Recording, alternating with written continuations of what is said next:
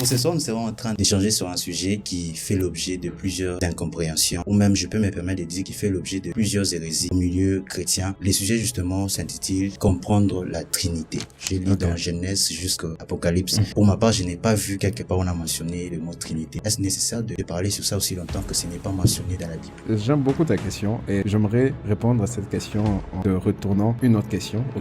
Tu as lu ta Bible de Genèse à Apocalypse. Où est-ce que c'est mentionné le mot Bible? Est-ce parce que le mot Bible n'est pas mentionné dans la Bible qui fait que la Bible n'est pas quelque chose qu'on doit suivre? Le mot Bible n'est pas biblique. Le concept Trinité est un concept purement biblique. Mais le mot Trinité n'est pas un mot que tu vas retrouver dans la Bible. Pourquoi? À cause déjà de l'évolution de la langue, l'apparition de certains mots. Par exemple, Dieu ne peut pas porter le nom de Jéhovah. Le nom de Jéhovah est un nom qui est venu après. Pourquoi? Parce que la lettre J n'a été découverte qu'au XVIe siècle. La lettre J est simplement la voyelle I dans sa forme d'une consonne. Ce n'est qu'au XVIe ou XVIIe siècle qu'on a eu à voir la lettre J. Voilà pourquoi je veux te faire comprendre quelque chose. Lorsque tu écris, lorsque tu dis Alléluia, ça s'écrit comment? Alléluia. Mais on dit Alléluia. Parce que le J n'existait pas encore. Voilà pourquoi Dieu ne peut pas s'appeler Jéhovah. Ce n'est pas parce qu'un mot ou un concept n'est pas écrit noir sur blanc dans la Bible, ce concept-là est purement faux. Parce que c'est que des gens utilisent comme argument pour dire nulle part dans la Bible on a mentionné le mot Trinité. Alors pourquoi vous allez ajouter des choses? Le mot peut ne pas être mentionné, mais cela ne fait pas que le concept n'existe pas. Quand on parle de la Trinité, on fait référence justement à quoi? Quand on parle de la Trinité, on voit le Dieu singulièrement multiple. On voit ce Dieu qui est unique, mais lorsque le chrétien le présente, il présente Dieu le Père, Dieu le Fils, Dieu le Saint-Esprit. Alors, lorsque d'autres personnes ou d'autres religions perçoivent, je peux dire, ce mystère, sans comprendre comment il fonctionne et il est établi, ils disent que le christianisme est une religion monothéiste. Nous croyons en tant que chrétiens en un Dieu unique. Comme tu me dis Dieu le Père, Dieu le Fils, Dieu le Saint-Esprit, là, tu me parles de trois dieux. Et comment tu vas dire après ça que tu es encore monothéiste, tu crois en un Dieu unique? Alors, la Trinité vient justement répondre à cette problématique-là.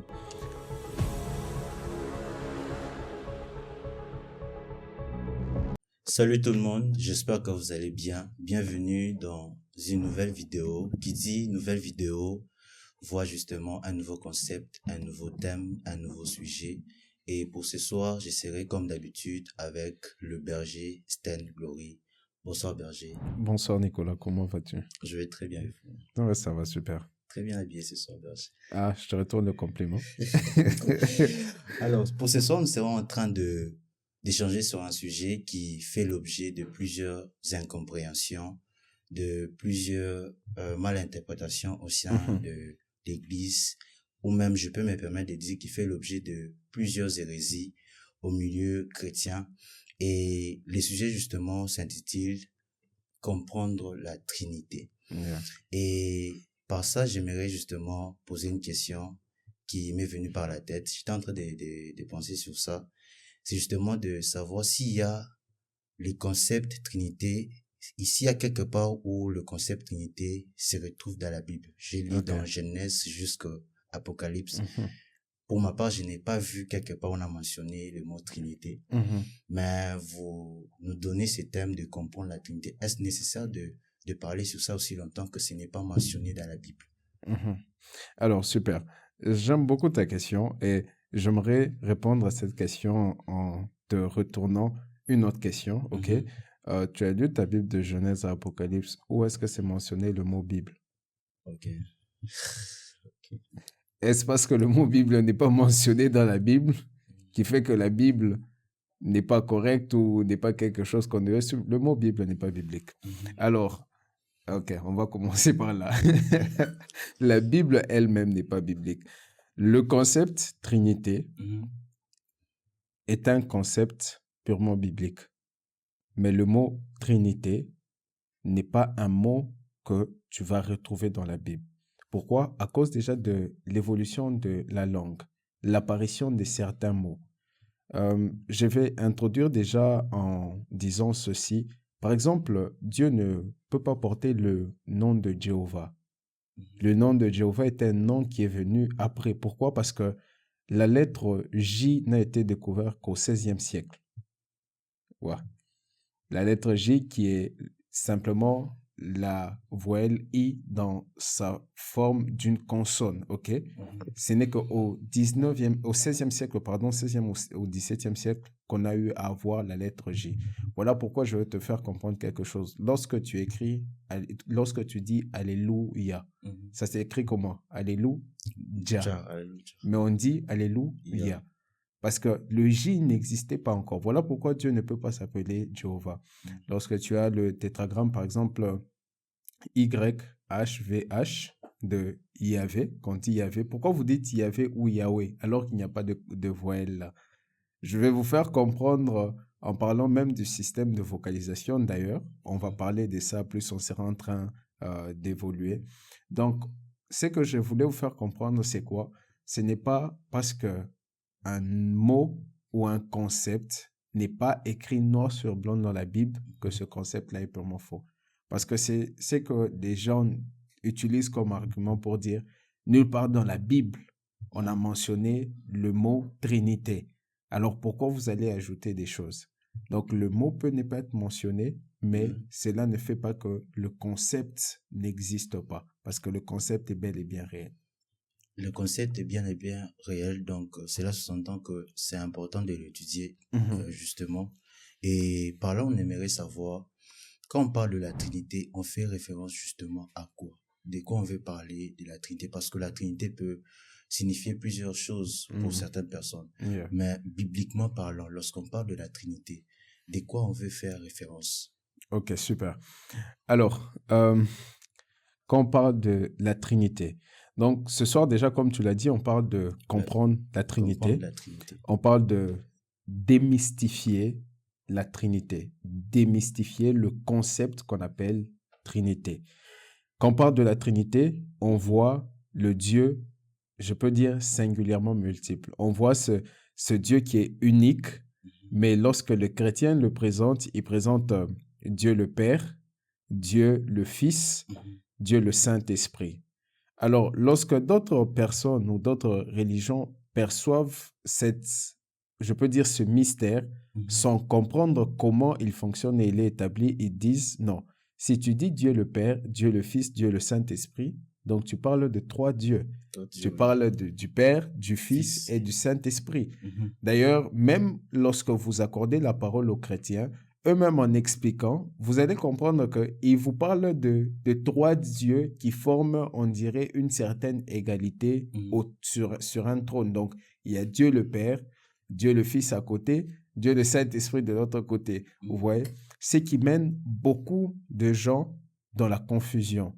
Et ils se disent, le christianisme est une religion monothéiste. Donc, nous croyons en tant que chrétiens en un Dieu unique. Pourquoi Comme tu me dis Dieu le Père, Dieu le Fils, Dieu le Saint-Esprit, là, tu me parles de trois dieux. De trois dieux, oui. Et comment tu vas dire après ça que tu es encore monothéiste, tu crois en un Dieu unique? Alors, la Trinité vient justement répondre à cette problématique-là. La Trinité vient, je peux dire, répondre à la problématique qui justifie la divinité de Jésus tout en gardant notre foi en un Dieu unique. Parce que Jésus, on dit qu'il est Dieu. Nous, les chrétiens, nous croyons que Jésus est Dieu et il est Dieu. Et en même temps, Jésus a parlé, étant sur la terre, du Père. Et en même temps, nous disons que le Saint-Esprit est Dieu. Comment garder ou défendre la divinité du Fils, défendre que même le Saint-Esprit est Dieu, tout en gardant notre foi en un Dieu unique? C'est là que le mystère de la Trinité vient donner une réponse claire. Et lorsqu'on ne comprend pas ce mystère, qui est d'ailleurs fondamental dans la foi chrétienne, on amène les gens dans la confusion. Parfois, les gens arrivent à poser des questions bizarres. Moi, j'ai reçu vraiment des questions bizarres. Maintenant, est-ce que je dois prier au Saint-Esprit? Je dois prier au Père? Je dois prier à Jésus? Il ne sait plus quoi faire parce que il ne comprend pas le mystère de la Trinité. Il ne comprend pas ce concept qu'on appelle la Trinité. Déjà, pour répondre à cette question, les explications viendront plus tard. On prie au Père par le Fils avec le Saint-Esprit. J'avais d'ailleurs une question, mais vous avez comme anticipé. Ok. Mais j'aimerais revenir sur cette question. Mhm. Le fait qu'on prie Dieu le Père, parce Mhm. que la Bible nous recommande de prier Dieu, Yeah. de la même façon qu'on prie Dieu, est-il possible que nous puissions aussi prier le Saint-Esprit? Ok. Tu vois, ce genre de questions montre justement que vous n'avez pas compris le mystère de la Trinité. C'est pas pour ça qu'on est là, berger. Et c'est pour ça que je serai en train d'apporter une lumière là-dessus, afin que les chrétiens puissent non seulement comprendre le mystère, ce mystère ou ce concept qui est fondamental dans notre foi chrétienne, mais être aussi en mesure de défendre, comme on l'a dit la dernière fois, l'apologétique, la défense de la foi, défendre ce en quoi ils croient. Parce qu'aujourd'hui, lorsque vous êtes sur les réseaux, vous êtes sur Instagram, vous êtes sur TikTok, vous voyez généralement les gens d'une certaine confession religieuse, par exemple les musulmans, dire aux chrétiens, où est-ce que dans la Bible, Jésus a dit qu'il était Dieu? Si vous, les chrétiens, vous dites que Jésus est Dieu, où est-ce que dans la Bible, c'est écrit que Jésus est Dieu ou Jésus lui-même a dit qu'il était Dieu? J'ai vu même un autre, il voulait te mettre extrême, il a dit, où est-ce que c'est écrit où Jésus a dit qu'il est le Fils de Noir Dieu? sur bleu, il a dit que je suis Dieu. Oui, lui, là, d'abord, on va lui répondre bientôt. Jean, le chapitre 10, verset 36, Jésus dit noir sur blanc qu'il est le Fils de Dieu. Et où est-ce que la Bible dit que Jésus est Dieu? On va le montrer aujourd'hui dans ce podcast. Alors, pour ceux qui nous suivent, je vous prie vraiment de porter vos blousons parce que nous sommes dans une bloc opératoire ce soir. Nous sommes en train de mystifier ces sujets. Et il y a une question que j'aimerais d'ailleurs poser. C'est de donner, pour bien comprendre ces termes ou encore ces concepts, il faudrait qu'on puisse savoir au moins le rôle de ces trois concepts, justement, Dieu, le Saint-Esprit et Jésus-Christ. Y a-t-il vraiment des rôles particuliers où ils ont un rôle commun à tous ces trois concepts? Alors, je crois que ta question répond même au pourquoi de la Trinité, si je peux le dire ainsi. Au pourquoi de Dieu le Père, Dieu le Fils, Dieu le Saint-Esprit. La différence entre les trois n'est pas dans la puissance ou l'autorité, mais plutôt dans le rôle. Mais je serai en train d'aborder ça à la fin. Mais j'aimerais déjà vous faire comprendre ça. La différence entre Dieu le Père, Dieu le Fils, Dieu le Saint-Esprit, leur différence n'est pas dans le rang ou dans l'autorité, mais leur différence est dans le rôle. La raison pour laquelle lorsqu'on te dit, si je te posais la question entre Jésus, qui est le Fils, et Dieu le Père, qui est plus grand? Tu vas dire? Généralement, selon ce que les gens disent, le Père est là. Oui. Et après vient le Fils. Et après s'ensuit le cadet qui est le Saint-Esprit. C'est faux. Bien sûr, là. C'est très faux. À chaque fois que vous mettez supériorité et infériorité dans la Trinité, vous passez à côté de la compréhension de ce mystère. Il n'y a pas supériorité et infériorité dans la Trinité. Il y a égalité. Dieu le Père égale Dieu le Fils égale Dieu le Saint-Esprit. Mais Dieu le Père n'est pas Dieu le Fils, n'est pas Dieu le Saint-Esprit.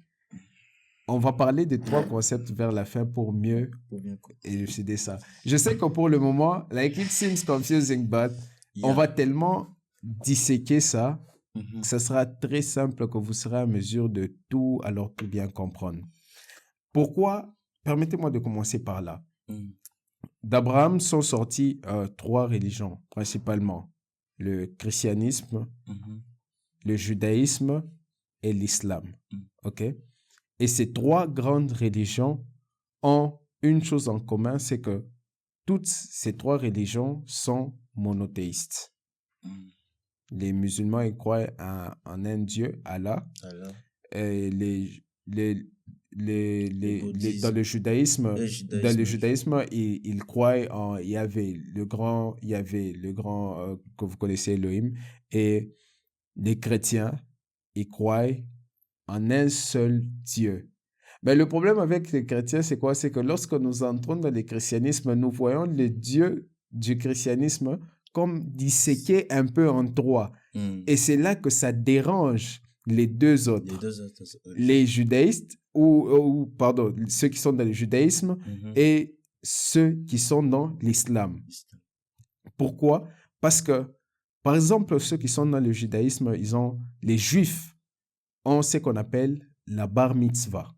Une bar mitzvah, c'est simplement une obligation religieuse, ok? Qui vient de Deutéronome, le chapitre 6, par exemple, la prière du Shema Israël, qui est une bar mitzvah pour les juifs.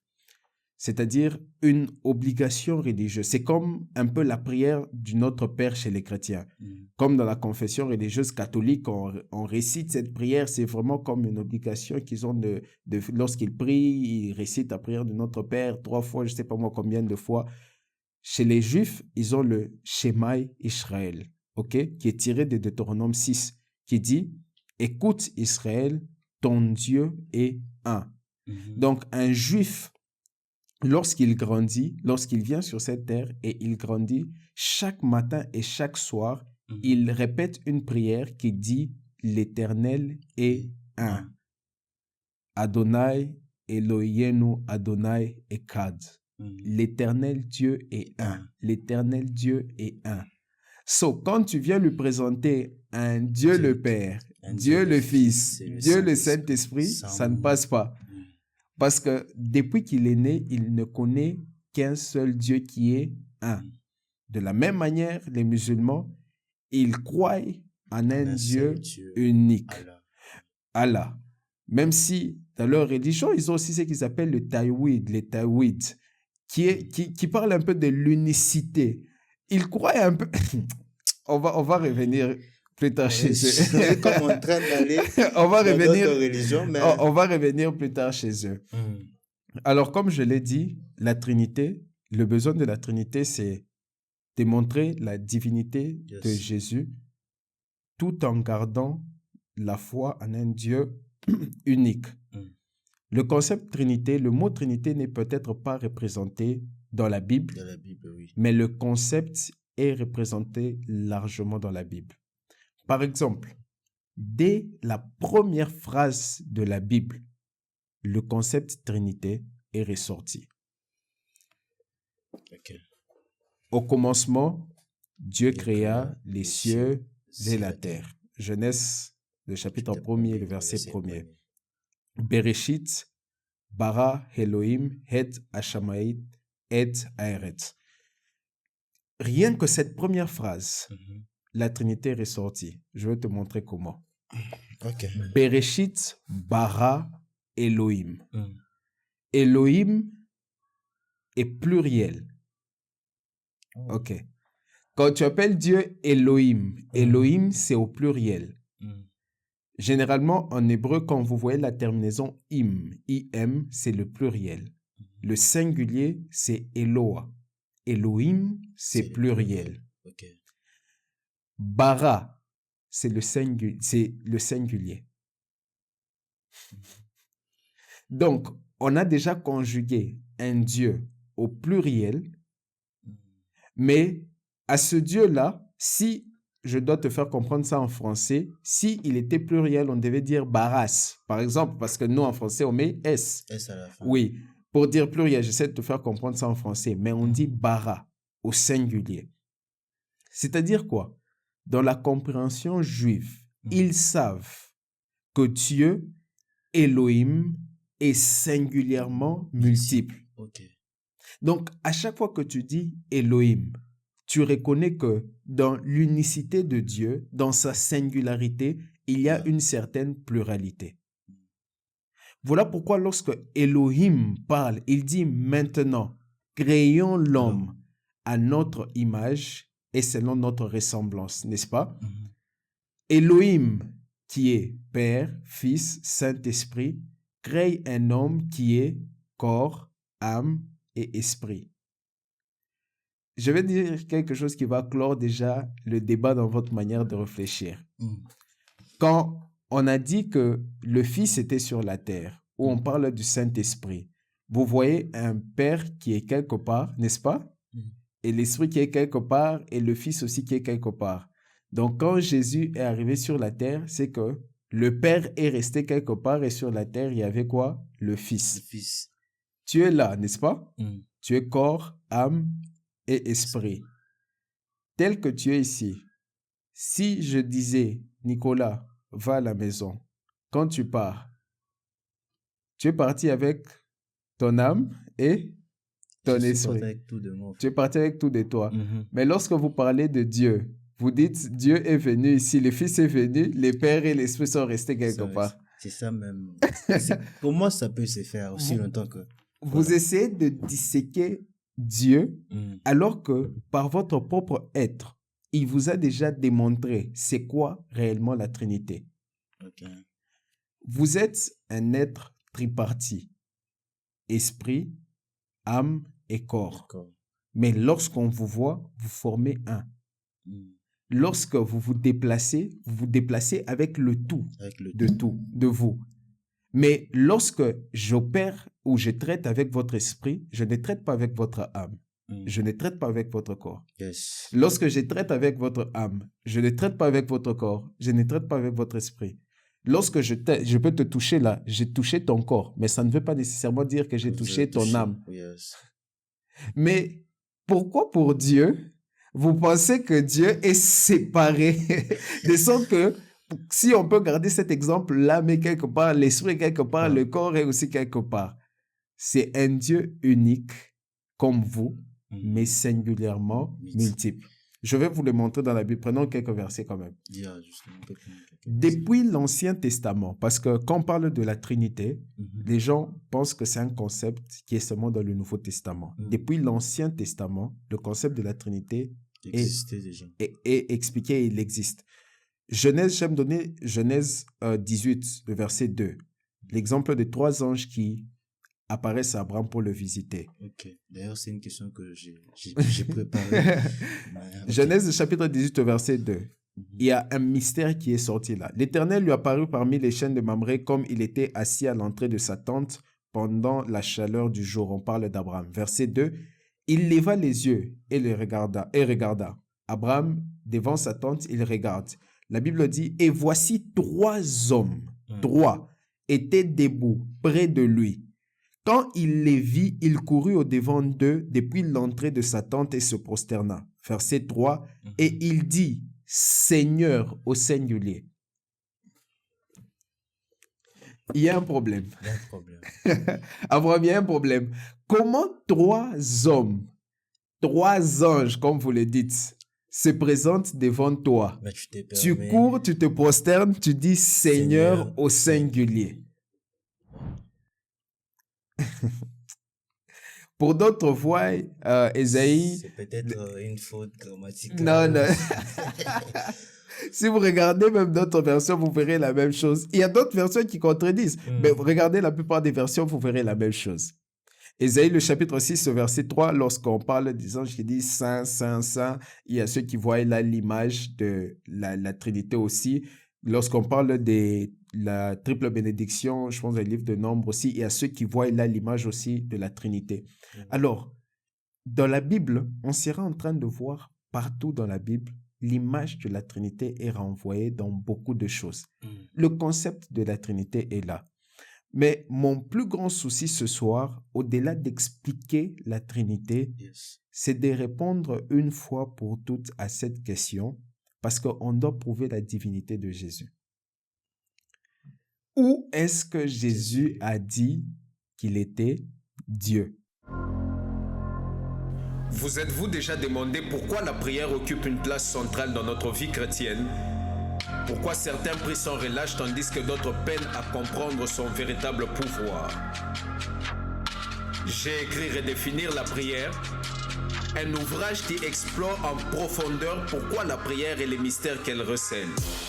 À travers ces pages, vous découvrirez non seulement l'essence de la prière, depuis ses origines anciennes, mais également les secrets qui vous ouvriront les portes d'une dimension spirituelle nouvelle. Que vous soyez un croyant de longue date, ou un nouveau chercheur de vérité, ce livre vous guidera dans une compréhension renouvelée de cette technologie spirituelle.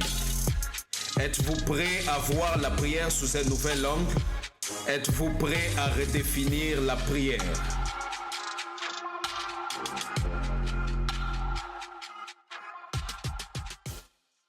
Où est-ce que Jésus a dit « Je suis Dieu » Où est-ce que la Bible dit que Jésus est Dieu? Clairement, noir et blanc que Parce que Jésus est Dieu. si on peut prouver dans la Bible que la Bible dit que Jésus est Dieu, c'est qu'on peut prouver une fois pour toutes que la Trinité existe et qu'elle est vraie. Parce que je t'ai dit que l'objectif de la Trinité, c'est quoi? Démontrer la divinité de Jésus tout en gardant la foi en un Dieu unique.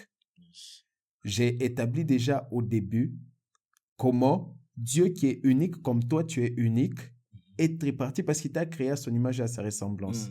Quand je traite ici, ton âme, ton corps, ton esprit, tu es là, mais tu formes un.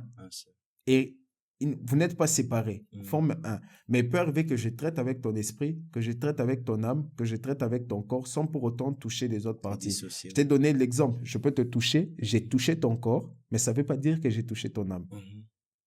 Tout comme une musique peut toucher ton âme, sans pour autant qu'elle a touché ton corps. Quelque chose peut traiter avec ton esprit, sans pour autant traiter avec ton corps. Mais ça ne veut pas dire que vous êtes séparés. Ça veut dire que c'est trois entités qui forment une personne unique que tu es. C'est la même chose avec Dieu, parce qu'il t'a créé à son image et à quoi? Et à sa ressemblance. Berger, il y a une question. J'aimerais poser cette question. Yeah. Elle semble être un peu pertinente. J'ai pris juste que vous puissiez me comprendre. C'est d'ailleurs une personne qui est en train de me poser cette question. La personne est en train de me demander si Dieu, dans la Bible, est représenté comme un esprit et le Fils de Dieu qui est descendu sur la terre, il a pris la chair de l'homme, il est devenu une personne comme nous. Ça veut dire, on a comme dans la Trinité un esprit et deux personnes, parce que, souvenez-vous, vous avez dit autrefois que le Saint-Esprit n'est pas une colonne, mais c'est une personne. Là, on se retrouve comme avec deux personnes et un esprit dans la Trinité. Comment vous expliquez cela?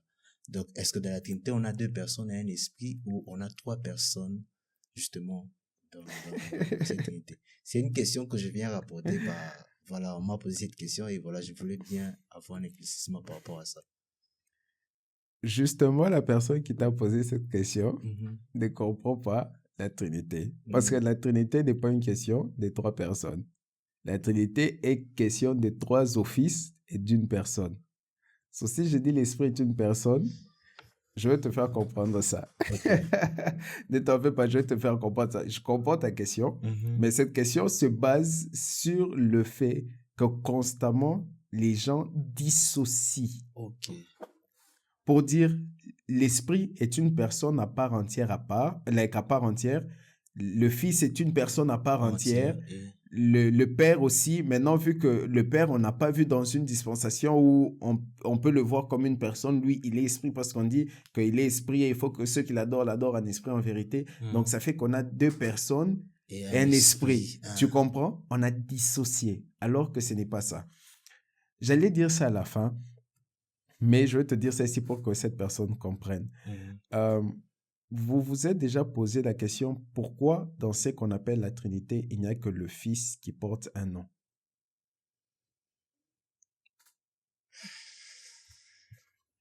Saint-Esprit, ce n'est pas un nom. C'est pas un nom. Dieu, c'est pas un nom. Jésus, c'est un nom.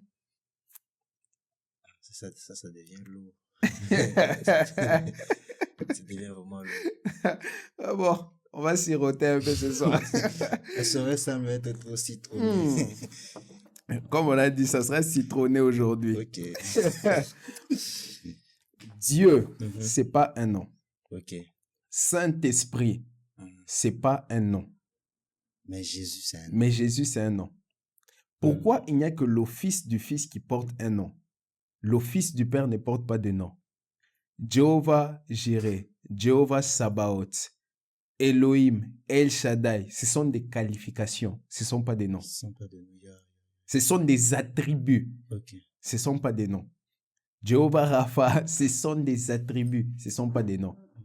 Donc, dans la dimension du Père, dans l'office du Père, il n'y a pas de Il nom. n'y a pas de nom. Dans l'office de l'Esprit, il n'y a pas de nom. Dans l'office du Fils, c'est là qu'il y a un nom, Jésus. Tu sais pourquoi? Justement parce qu'on ne doit pas placer supériorité et infériorité dans la Trinité. Voilà pourquoi les deux offices se sont préservés d'avoir un nom. Parce que la Bible te dit ceci. Et il a reçu un nom au-dessus de tous les noms, afin que au nom de Jésus, yes. que tout genou fléchisse dans les cieux, sur la terre et sous la terre. Si le Père portait un nom autre que le nom de Jésus, le Père serait obligé de fléchir les genoux devant le nom de Jésus. Alors le Père sait que parce que le nom de Jésus est le seul nom dans les cieux, sur la terre, sous la terre, qui a le pouvoir sur tout, le Père décide de ne pas prendre de nom. L'Esprit décide de ne pas prendre de nom. Le Fils est celui qui porte le nom. Donc si notre Dieu a un nom, son nom c'est quoi? Jésus. J'ai envie vraiment de tout déballer au fait. Wow. Le Père s'est réservé de porter un nom. Okay. L'Esprit s'est réservé de porter un nom. Simplement parce qu'ils savent que si nous portons un nom, la Bible dit que tout genou doit fléchir devant ce nom. Et que c'est le nom qui est supérieur à tous les noms. Donc si nous portons des noms, nous serons inférieurs par rapport à lui. Or, dans la Trinité, il n'y a pas supériorité, il n'y a pas infériorité, il y a égalité. Voilà pourquoi le Père s'est réservé d'avoir un nom. Pourquoi? Parce qu'après tout, tout est en un Dieu unique. Yes. Donc, le nom de Jésus, c'est le nom qui est pour tous.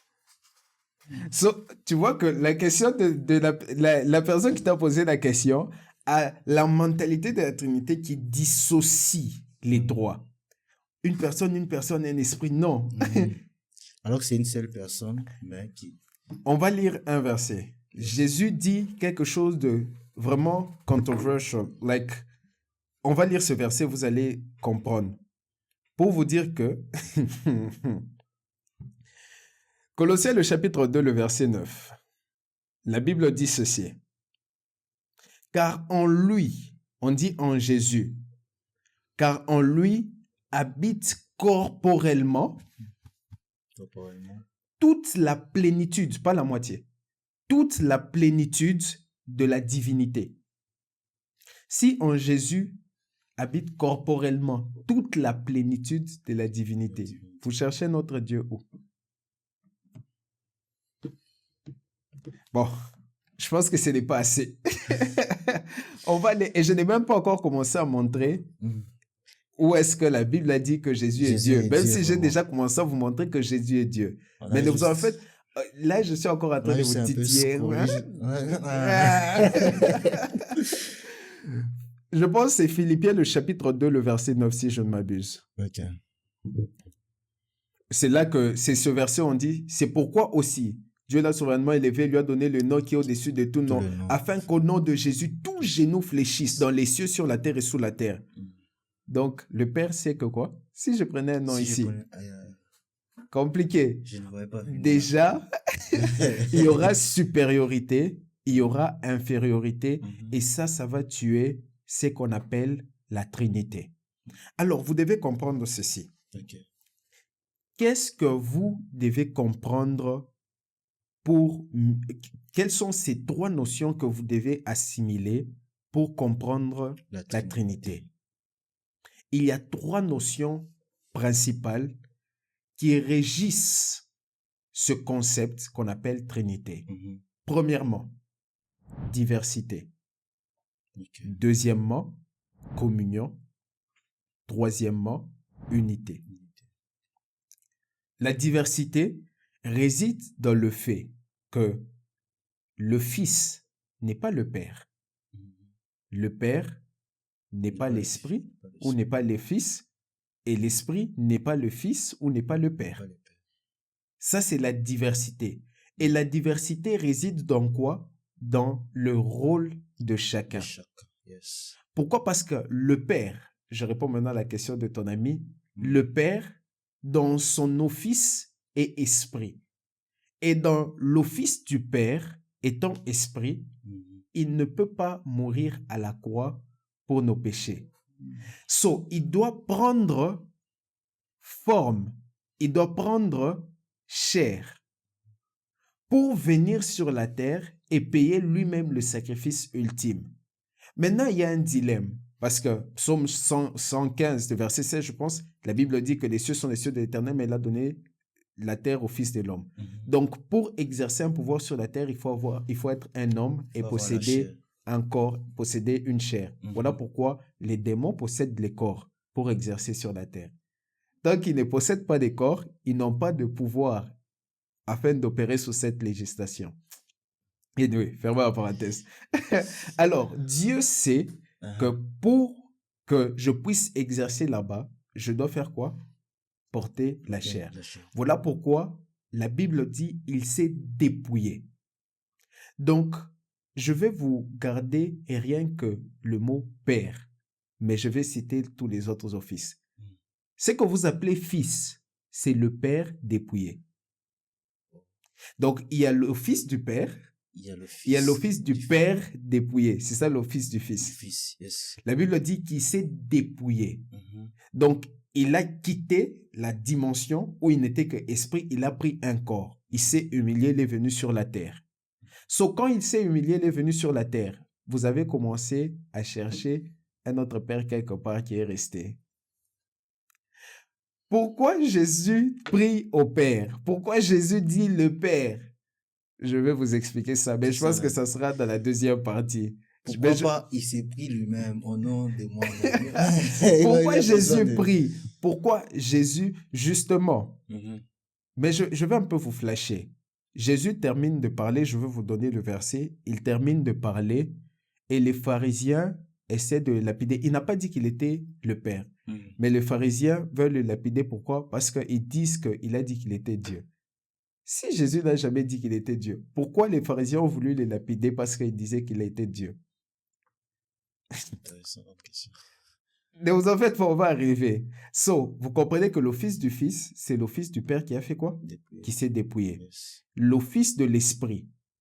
Maintenant, écoutez, c'est que le Fils dit, je m'en vais vers le Père, je m'en vais d'où je viens, mais je ne vous laisserai pas seul tel des orphelins. Cette phrase a déjà trop de controverses. Assez que je sache, si quelqu'un dit que je ne vous laisse pas seul comme des orphelins. Un orphelin, si je dis que tu es orphelin, c'est-à-dire tu manques qui?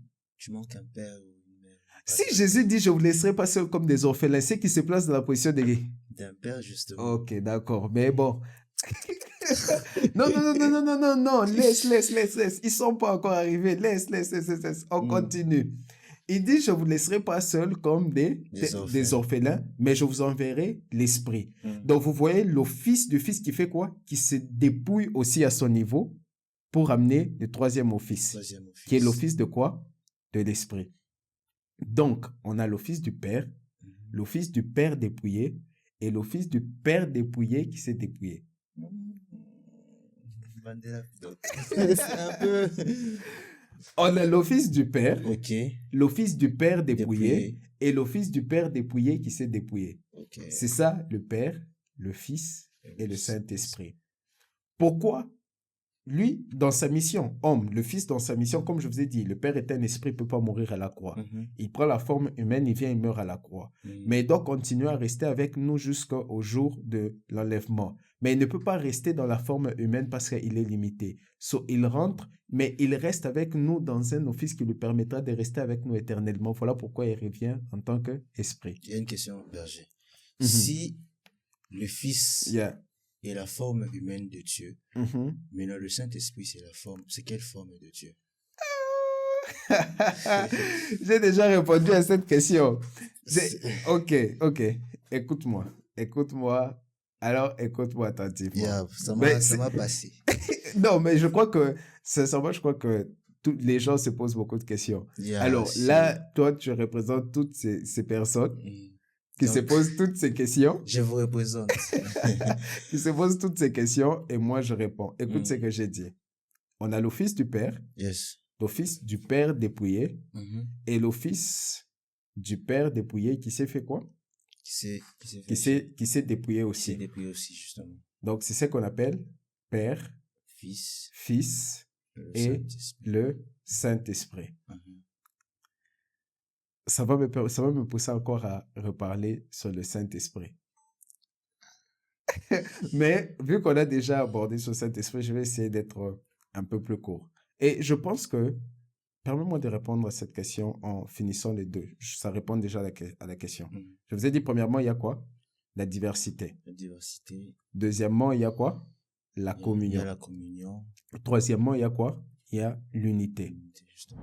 Diversité, le Père n'est pas le Fils, Mhm. le Fils n'est pas le Saint-Esprit, le Saint-Esprit n'est pas le Pas Père. le Père, pas le Fils.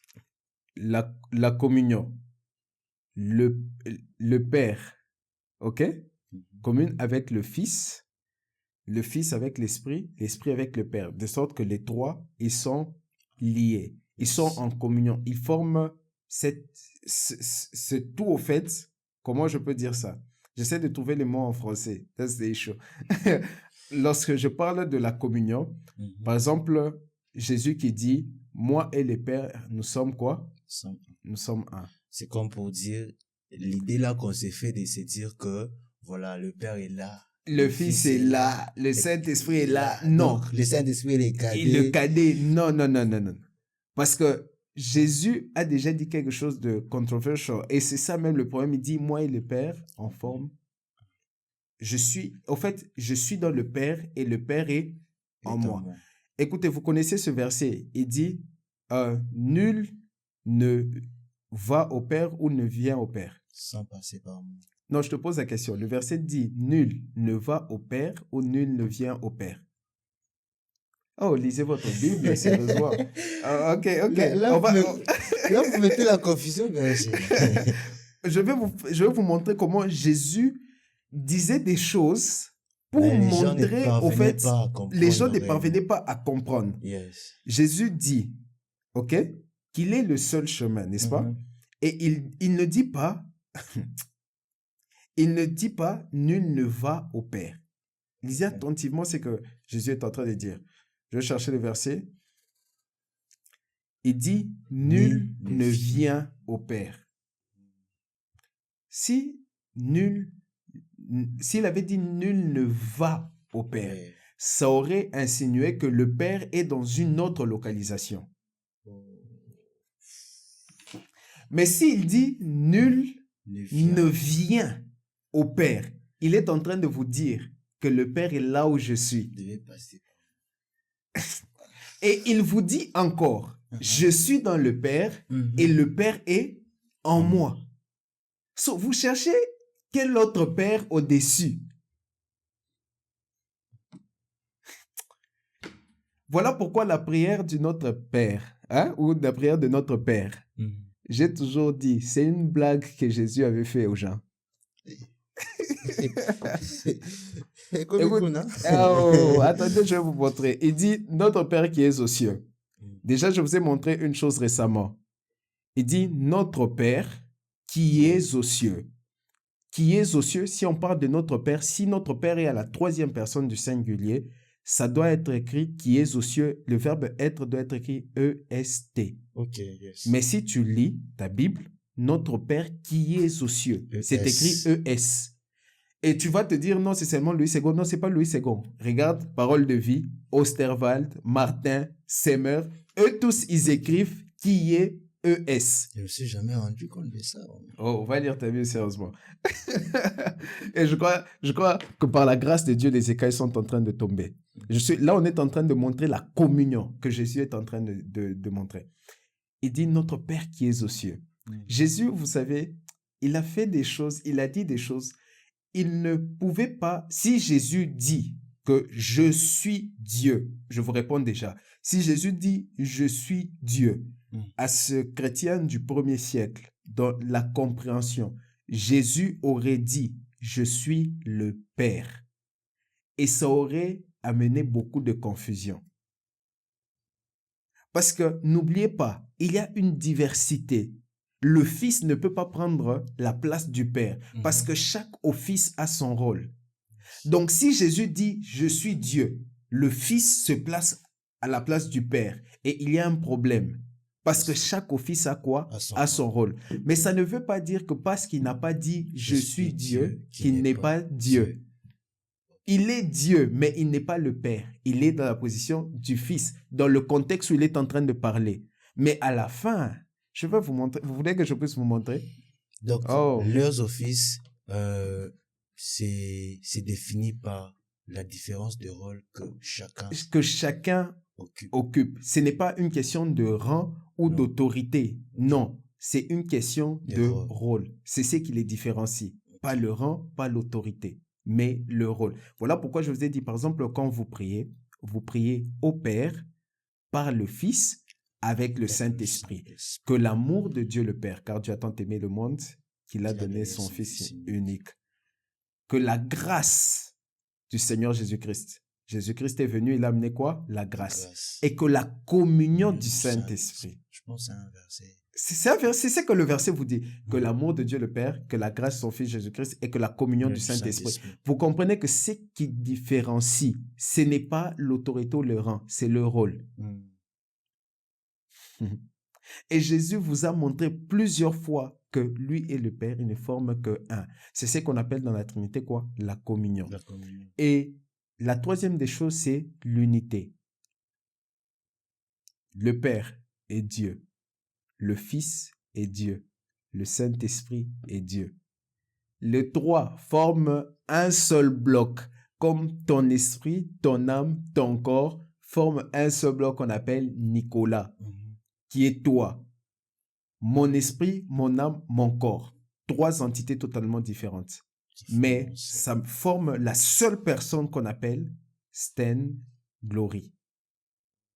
Donc, si vous comprenez ces trois concepts, premièrement, diversité, la communion et l'unité, vous comprenez la Trinité.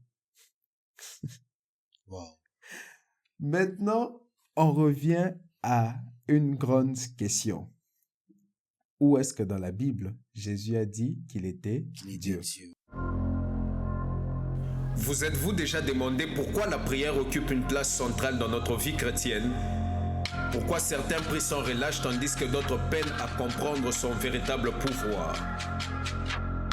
J'ai écrit Redéfinir la prière, un ouvrage qui explore en profondeur pourquoi la prière et les mystères qu'elle recèle. À travers ces pages, vous découvrirez non seulement l'essence de la prière, depuis ses origines anciennes, mais également les secrets qui vous ouvriront les portes d'une dimension spirituelle nouvelle. Que vous soyez un croyant de longue date ou un nouveau chercheur de vérité, ce livre vous guidera dans une compréhension renouvelée de cette technologie spirituelle. Êtes-vous prêt à voir la prière sous un nouvel angle? Êtes-vous prêt à redéfinir la prière?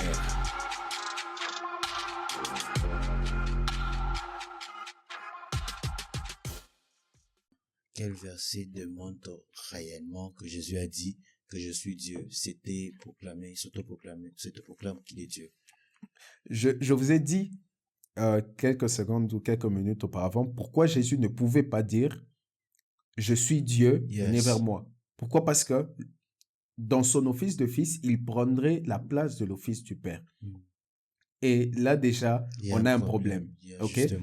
Il ne peut pas sortir ce statement. Mais je vous ai montré dans la Bible, vous voyez les pharisiens commencer à le lapider. Lorsqu'ils commencent à parler, ils cherchent à le lapider. Pourquoi? Parce qu'ils disent, cet homme est en train de dire qu'il est Dieu. Sans pour autant Jésus ne puisse dire que je suis Dieu. Il n'a jamais dit que je suis Dieu. Mais pourquoi les pharisiens cherchent de le lapider, disent, tu blasphèmes, tu dis que tu es Dieu?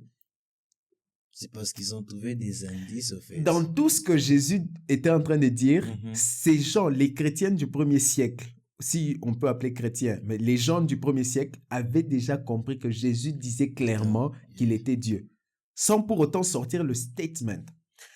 En tant que chrétien, lorsque vous ferez face, par exemple, aux musulmans ou aux gens d'autres religions, ce sera l'argument.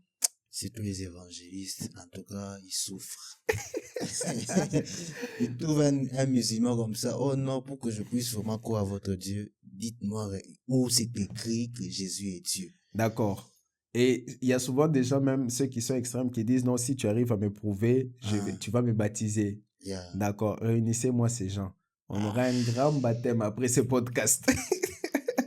Alors, on va prouver noir sur blanc. Déjà, quand ces gens vous arrêtent et ils vous disent, prouvez où est-ce que, premièrement, la Bible dit, où Jésus a dit lui-même que je suis Dieu. Dieu, yeah. Et ils disent, nous croyons en Jésus en tant que prophète. Et lorsque vous lisez le Coran dit que Jésus est le Messie, il est la parole d'Allah. Ok? Ça, c'est ce que leur Coran dit. So, si ils disent que Jésus est le Messie et qu'il est la parole d'Allah, selon leur point de défense, Jésus doit dire quelque chose pour que la chose soit véridique. N'est-ce pas? C'est ça, en fait. Ils ont dit, prouvez où est-ce que Jésus a dit qu'il est Dieu. Donc, si dans le Coran, ils disent que Jésus est le Messie, qu'il est la parole d'Allah, donc on doit trouver une place dans le Coran où Jésus dit, je suis le Messie, je suis la parole d'Allah. Okay. Il n'y a nulle place, nul endroit dans le Coran où Jésus a dit, je suis le Messie. Alors, pourquoi dans le Coran, c'est écrit que Jésus est le Messie? Mais moi, ma Bible dit noir sur blanc que Jésus est Dieu. Allons, déjà, je vais vous aider et vous allez arrêter de chercher un père quelque part d'autre alors qu'il est là. Ésaïe, le chapitre 9, le verset 6. Je vais déjà commencer par là. Ésaïe, le chapitre 9, le verset 6. La Bible déclare, c'est un verset que vous connaissez bien. Car un enfant nous est né. On parle de qui? De Jésus. De Jésus. Un fils nous est donné et la domination reposera sur son épaule. On l'appellera admirable, conseiller, Dieu puissant. C'est pas écrit avec un petit d. Wow. On l'appellera Dieu puissant. Et après ça, on dit, on l'appellera comment? Verset 6. Ok, verset 6. On l'appellera Dieu puissant et puis Prince de la paix, Père éternel. On parle de Jésus. Répète, on l'appellera comment? On l'appellera Dieu puissant, Père éternel, Prince de la paix. Réponds. Je pense que quelqu'un n'a pas écouté, au fait. On l'appellera comment? Dieu puissant. Dieu puissant. Père éternel. Attends, on parle de Jésus. Mais on dit on l'appellera Père éternel. Pas Père du moment. Donne le téléphone. Wow. Père éternel. Père éternel. Dieu puissant. Il y a nos cousins des témoins de Jéhovah qui pensent que Jésus est un ange, ou un archange, du moins. Hébreux, le chapitre 1er, le verset 5. On va un peu répondre à nos cousins. Hébreux, le chapitre 1er, le verset 5. La Bible déclare, parce que Hébreux, lorsque vous le lisez, si vous observez comment il écrit, il est en train de mettre une comparaison pour montrer la supériorité de Jésus par les anges. Après, il parle des prophètes. Après, il parle des patriarches. Il montre que Jésus est au-dessus de tout. Verset 5, la Bible dit, « Car auquel des anges Dieu a-t-il jamais dit, tu es mon fils, je t'ai engendré aujourd'hui, et encore, je serai pour lui un père et il sera pour moi un fils. » Donc, Hébreu ici est déjà en train de dire que Jésus n'est pas quoi? Un ange. Ouais. Parce qu'il savait qu'il y avait des gens qui vont dire que Jésus est un ange. Maintenant, allons au verset 8. C'est là qu'il y a la réponse. Comment arriver jusqu'au point de dire que Jésus est un ange? Parce qu'ils disent que Jésus est un archange, parce que quand on dit qu'au son de la dernière trompette, par la voix d'un archange, les morts ressusciteront et puis il viendra nous chercher. Nicolas, ne me distrais pas. Allez, bon. Le verset 8. Ok, le verset 8. Mais il a dit au Fils, ton trône, ô Dieu éternel. Prends. Il a dit au Fils quoi? Verset 8. Ok. On parle de Jésus. Mais il a dit on au dit fils, le Père a dit au Fils. Lis. Mais il a dit au Fils, ton trône, ô Dieu éternel, est éternel. Ton trône, ô Dieu est éternel. Ton trône, ô Dieu, petit D, grand D. grande encore une Ton fois. trône, ô. Dieu, Ton trône, ô. ton trône, ô Dieu, est éternel. Ça fait 3 ou 4 fois qu'on est en train de voir dans la Bible où le Père a dit lui-même de sa bouche que le Fils est qui? Ton trône, ô Dieu, est éternel. Le Père, il parle du Fils, il l'appelle comment? Dieu. Donc, Laisse-moi en finir avec ces gens, s'il te plaît. Laisse-moi en finir avec eux. Laisse-moi en finir avec eux parce que eux qui nous montrent où c'est écrit que Jésus est le Messie. Où Jésus a dit qu'il était le Messie. Parce que moi, je montre là où le Père a dit que le Fils est Dieu. Et Dieu. Eux qui nous montrent là où Jésus a dit qu'il est le Messie dans leur livre et qu'il est la parole. Hein, qui nous montre. On a les preuves. nous, on a les preuves. Yeah. Est-ce qu'on a fini ou soit on continue? On n'a pas fini. Non, on n'a pas fini. Allons maintenant dans le livre d'Apocalypse. Le chapitre 19. Je pense qu'on est en train de finir cette première partie. On a été trop brutal. J'étais en train de vous dire que la soirée est trop citronnée. C'est pas encore fini. Apocalypse chapitre 19, à partir du verset 13. La Bible dit, on parle de Jésus, et il était revêtu d'un vêtement teint de sang. Son nom est la parole de Dieu. Comme j'ai toujours dit, Jésus, c'est un raccourci qui nous a été donné dans la dimension terrestre. Donc, si tu comprends pas ce que je viens de dire là, tu dois un peu suivre le podcast précédent, ok? Et je faisais rire à une personne, je disais, tu sais, jusqu'à ce que le Fils vienne sur la terre par Marie, si tu allais avant ça au ciel et puis tu disais Jésus, personne ne va se retourner.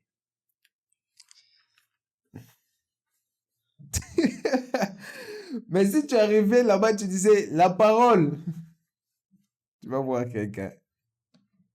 Parce que son nom, Jean est en train de le voir tel qu'il est là-bas. Il dit... C'est même pour ça que la Bible dit au commencement était là. Ah, oh, on arrive, Nicolas, faut pas spoiler. On arrive, au fait. Faut pas spoiler. Écoute, Jésus, c'est la dimension terrestre. Okay. Un raccourci qui a été donné. Mais son véritable nom, ce n'est pas Jésus. Son véritable nom, c'est quoi? La parole de Dieu. Maintenant, allons à celui qui décrit le plus ancien commencement. Vous savez que le commencement de Jean, le chapitre 1er, le verset 1er, est plus ancien que le commencement de Genèse 1, le verset 1. Mais pourtant, Genèse vient avant. Oui, Genèse dit, au commencement, Dieu créa. Jean dit, au commencement était. Avant de faire, il faut être.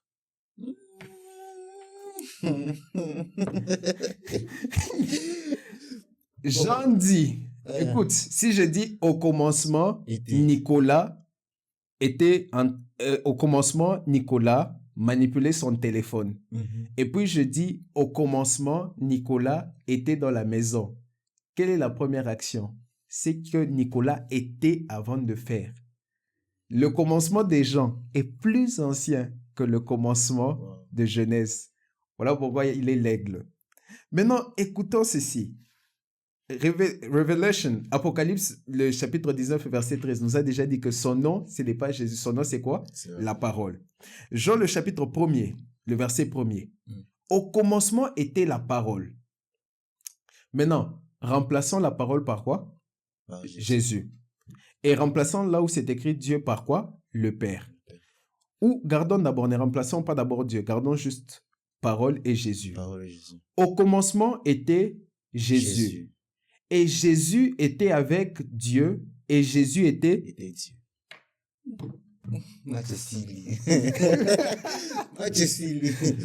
Montrez-nous noir sur blanc là où la Bible dit que Jésus est Dieu. Et pourtant c'est clair. C'est clair. Au commencement était Jésus. Maintenant, remplaçons Dieu par le Père. Jésus était avec le Père. Et avec le Père. Et Jésus était Dieu. Était le Père. D'accord. Vous ne pouvez pas les dissocier. Pourquoi ici vous le voyez comme le Fils, vous le voyez comme Jésus vient comme Jésus? C'est simplement à cause du rôle de l'office du Fils. Il s'est juste dépouillé. Il est venu sous une autre forme. C'est pas une autre C'est personne. ça qui a causé plusieurs débats, en fait. Diversité, communion, unité. Maintenant, quelle est la place de... Parce que vous avez donné 3 concepts, diversité, communion, unité. Mhm. Maintenant, quelle est la place de l'égalité dans ces 3 concepts? Est-ce que le fait qu'ils soient unis, on peut dire aussi qu'ils sont égaux, si je... Non, en fait, c'est justement ce que j'ai dit. Dans la diversité, le Père n'est pas le Fils n'est pas le Saint-Esprit n'est pas le Père ou n'est pas le Fils. Pourquoi? À cause De leur rôle. de leur rôle. Il y a justement... Dans la communion, j'étais bien dit qu'il y a communion entre le Père et le Fils, de la même manière qu'il y a la communion entre le Fils et le Saint-Esprit, de la même manière qu'il y a la communion entre les trois, l'Esprit, le Père, l'Esprit. Mais quand je parlais de l'unité, j'étais dit quoi? Le Père est Dieu, le Fils est Dieu, le Saint-Esprit est Dieu. Il n'y a pas un plus grand Dieu que l'autre. C'est là, au fait, qu'on retrouve l'égalité. Tous forment un qu'on appelle Dieu. Il n'y a pas un qui soit supérieur à l'autre. Leur différence n'est pas dans le rang, n'est pas dans l'autorité. Leur différence est dans le rôle. Bien sûr. Est-ce que je donne un dernier exemple, puis on va laisser ici. Après, on va donner, je crois qu'on va revenir pour une deuxième partie.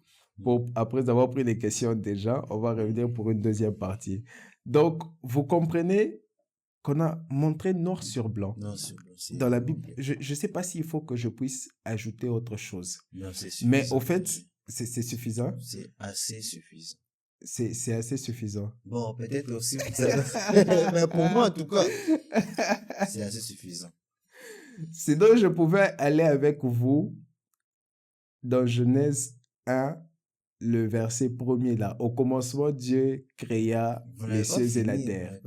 Oui. Je vais vous montrer d'ailleurs que le commencement là, c'est Jésus. Déjà, au fait, si on entrait dans la version initiale, au commencement. Vous devez savoir que l'hébreu ancien ou initial n'a pas de système de vocalisation. Il n'y a pas de voyelle en hébreu. Il n'y a que 27 consonnes si je m'abuse.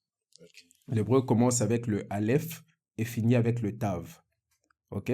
C'est lorsqu'on dit « je suis l'alpha et l'oméga ». Je suis, en hébreu, ça se dirait « je suis l'aleph et le tav ». Et tu sais quoi? Je vais te raconter une petite histoire. Dans la représentation des lettres en hébreu, comme l'écriture a évolué, il y a par exemple une représentation pictographique.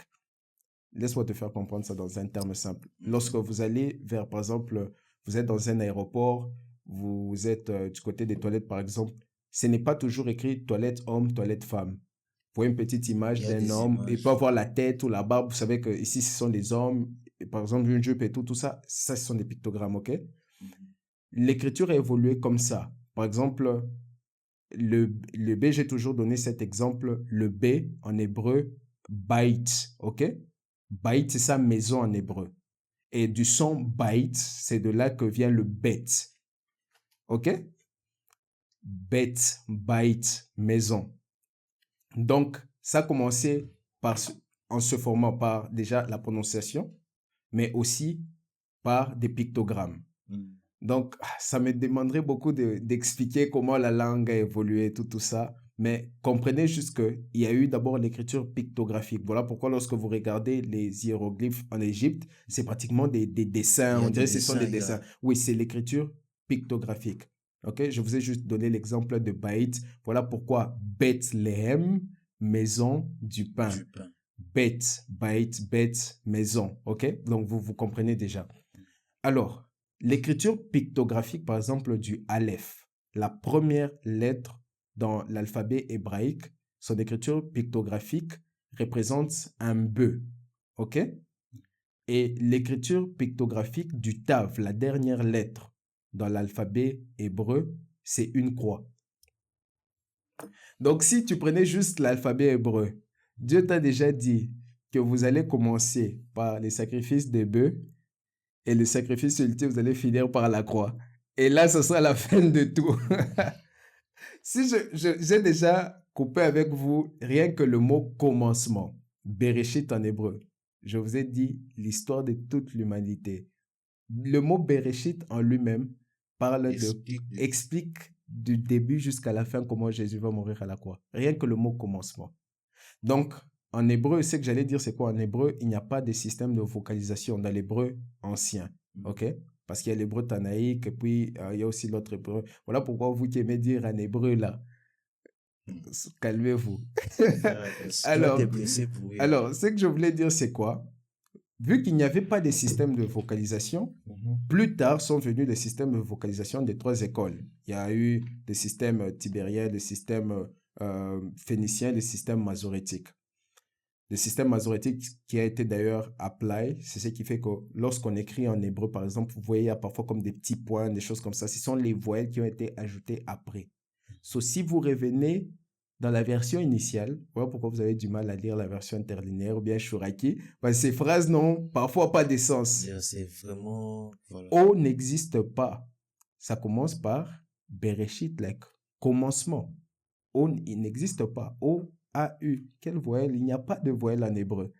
Ça commence par commencement, Bereshit. Et Bereshit là, si on prenait Bereshit et qu'on disséquait ce que Bereshit veut dire, vous allez voir que le commencement, le véritable commencement dont on parle, c'est Jésus. Et on va relier ça à la sagesse qui dit « J'étais là au commencement et j'ai créé, par moi, toute chose a été créée. » Vous avez déjà lu Proverbe 8? Quand la sagesse parle, la sagesse dit que c'est elle qui a tout créé. Mais on vous dit qu'au commencement, Dieu a créé par la parole. Or, on sait que la parole, c'est Jésus. Et puis la sagesse dit que c'est moi qui ai tout créé. Et Proverbe 8, maintenant, te fait comprendre qu'en réalité, la sagesse dont on parle là, c'est Jésus. Parce que 1 Corinthiens, le chapitre 14, t'a fait comprendre que Jésus est notre sagesse. Donc Jésus est là au commencement. Écoutez, on peut aller dans la Bible et vous allez trouver Jésus partout. C'est ce qu'on appelle le mystère de la Christophanie. Jésus qui apparaît sous une forme humaine très souvent dans l'Ancien Testament, mais aussi dans certains autres détails où vous pouvez le retrouver. Je vais vous donner une dernière preuve où Jésus dit et démontre qu'il est Dieu. Et puis, on va les laisser pour une deuxième partie. Ça en fait déjà. Ok. Jean, le chapitre 18, verset 6. Je termine par là, ne t'en fais pas. Jean, le chapitre 18, le verset 6. La Bible dit, on est dans ce concept où on est venu arrêter Jésus. Ok? Judas vient avec ses gens pour qu'on puisse arrêter Jésus. Après, ce fauteur de troubles que tout le monde connaissait, ils arrivent dans les jardins et n'arrivent pas à le reconnaître. Écoutez ce que la Bible dit. Je vais commencer à partir du verset 3. Judas donc, ayant pris la corde et des huissiers qu'envoyèrent les principaux sacrificateurs et les pharisiens, vint là avec des lanternes, des flambeaux et des armes. Jésus, sachant tout ce qui devait lui arriver, s'avança et leur dit, « Qui cherchez-vous » Ils lui répondirent, « Jésus de Nazareth. » Jésus leur pose la question et puis ils disent, « Jésus de Nazareth. » Jésus leur dit, « C'est moi. » Et Judas qui le livrait était avec eux. Lorsque Jésus leur dit, « C'est moi », ils reculèrent et tombèrent par terre. Jean chapitre 18, verset 6. Nicolas, expliquons-nous. Vous venez m'arrêter. Et je vous pose la question, vous cherchez qui? Vous dites Stan Glory. Je dis, c'est moi. Vous reculez puis vous tombez. Qu'est-ce qui vous a fait tomber? C'est là que lorsque tu t'arrêtes, tu prends ta Bible, tu vois, tu lis ça, tu t'arrêtes. Et puis tu commences un peu à prier en langue. Et puis tu commences un peu à méditer, tu te dis, non Seigneur, il y a quelque chose que... Verset 6. Lorsque Jésus leur eut dit, c'est moi, ils reculèrent et tombèrent par terre. Qu'est-ce qui a fait qu'ils sont tombés? Comme je vous ai dit, Dieu, dans l'office du Père, n'a jamais eu de nom. Lorsque Moïse lui a demandé un nom, Dieu a conjugué un verbe. Je suis. Parce qu'il ne pouvait pas lui donner de nom. Il savait que le fils du fils allait porter un nom. Moi, je ne peux pas porter de nom. Moïse lui pose la question, il dit, je suis. Tu sais, lorsque tu lis la version française, c'est ça le problème avec le français. Je suis celui qui suis. Ayez, Asher, ayez, en hébreu. Lorsque tu lis dans la version grecque, son original ici, lorsque Jésus dit c'est moi, en grec c'est eimi ego, ou bien ego eimi. Eimi ego, c'est la correspondance grecque des ayez, Asher, ayez. C'est comme si tu dis God en anglais, et puis moi je dis Dieu en français. Donc, de la même manière que Dieu s'était présenté à Moïse pour dire « Je suis ». Lorsque Moïse lui a dit « Qui es-tu » Dieu a dit « Je suis ». Jésus, lorsque les hommes sont venus pour l'arrêter, il a dit « Je suis ». Et la puissance de Jésus était tellement forte dans ce jardin-là que ces gens-là ne pouvaient pas stand cette puissance-là. Ils ont reculé, ils sont tombés. C'est ce qu'on appelle le mystère de la théophanie. Dieu est en train comme de se représenter dans une forme humaine, dans une dispensation humaine sur la terre. Là, Jésus avait juste démontré une petite idée de sa divinité.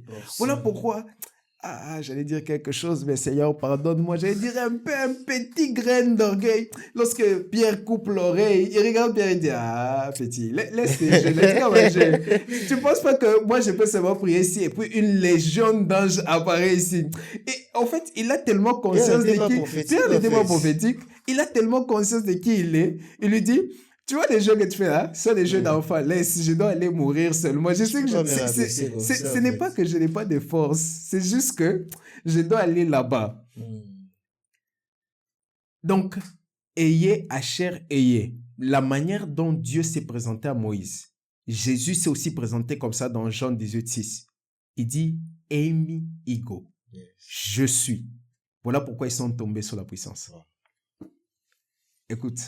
Si après tout ça, tu viens nous poser encore la question, où est-ce que dans la Bible, on a dit que Jésus est Dieu? C'est que toi, tu as des problèmes. Alors, je sais que c'était un bon moment qu'on a eu. Il y a tellement de détails. Vois-tu, il y a tellement de choses à dire sur la Trinité. Il y a beaucoup de choses. Il y a tellement de choses à dire sur la divinité de Jésus. Mais je crois que pour ce soir... Je me dis juste qu'en vous connaissant, vous avez juste... Donc, vous avez juste en fait, ça, c'était l'introduction de la partie introductive du message. Et je crois que Dieu sera en train de nous faire grâce. Nous aurons une prochaine session où nous pourrons répondre aux questions. Alors là, je dirais aux gens, si vous avez des questions concernant le sujet, posez vos questions en commentaire.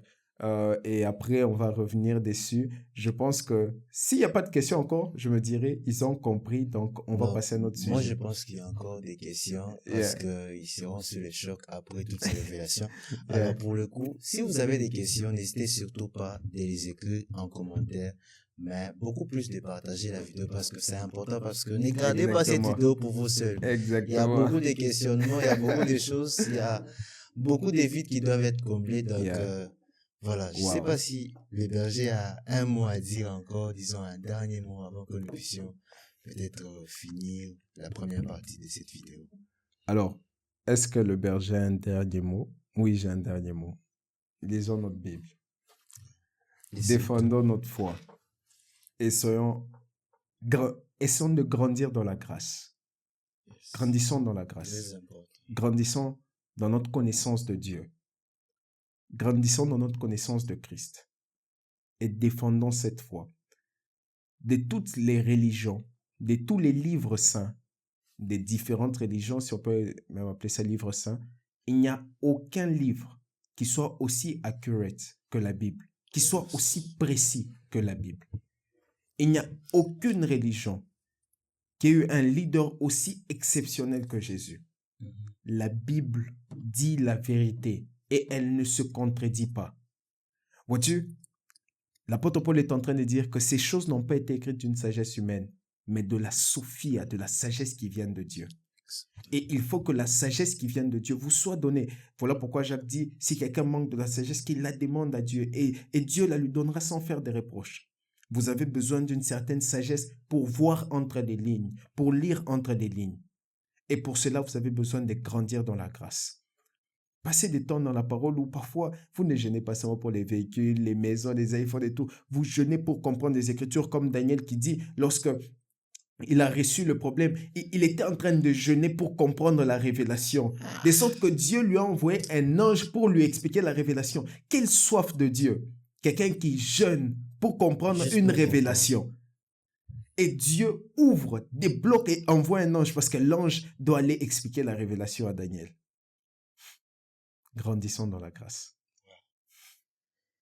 En tout cas, pour ma part, j'ai vraiment été impacté par ces paroles. Je crois que ce n'est pas la dernière fois. C'est juste une première partie parce que, comme on vous l'a dit, il y a beaucoup de choses. Il y a beaucoup de choses à dire. En tout cas, il y a beaucoup de choses à dire. Alors, si vous avez aimé cette vidéo, partagez au maximum. N'oubliez pas de vous abonner parce que il y a encore des choses qu'on sera en train de parler. C'était tout pour aujourd'hui, je pense, Berger. Exactement. Pour la première partie, nous attendons en tout cas vos questions. On se retrouve très bientôt, justement, pour une nouvelle vidéo. Nous serons en train de traiter toutes vos questions. Surtout, portez-vous bien. N'oubliez pas de partager la vidéo. N'oubliez pas de partager la vidéo. N'oubliez pas de vous abonner. Et je crois que le Seigneur sera en train de nous faire du bien. Alors, que Dieu vous bénisse. Portez-vous bien. Ciao. Vous êtes-vous déjà demandé pourquoi la prière occupe une place centrale dans notre vie chrétienne? Pourquoi certains prient sans relâche tandis que d'autres peinent à comprendre son véritable pouvoir? J'ai écrit Redéfinir la prière, un ouvrage qui explore en profondeur pourquoi la prière et les mystères qu'elle recèle. À travers ces pages, vous découvrirez non seulement l'essence de la prière, depuis ses origines anciennes, mais également les secrets qui vous ouvriront les portes d'une dimension spirituelle nouvelle. Que vous soyez un croyant de longue date ou un nouveau chercheur de vérité, ce livre vous guidera dans une compréhension renouvelée de cette technologie spirituelle. Êtes-vous prêt à voir la prière sous un nouvel angle? Êtes-vous prêt à redéfinir la prière?